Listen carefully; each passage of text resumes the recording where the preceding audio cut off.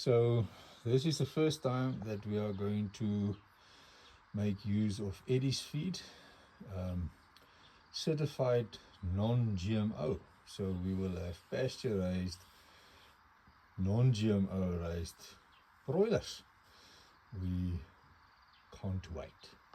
So the first thing that I found with Eddie's feed is that it smells nice. It doesn't have the normal broiler smell. It looks very nice. There's not an overly amount of grain like in, or not grain, millies like in normal things. But the biggest thing is that it smells sweet. It smells lekker.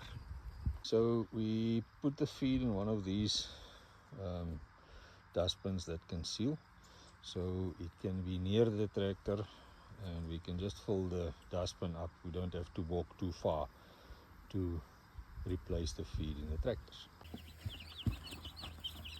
So what we do is we just show them where the water is, and then just a couple, 20 or so, and then they show the rest.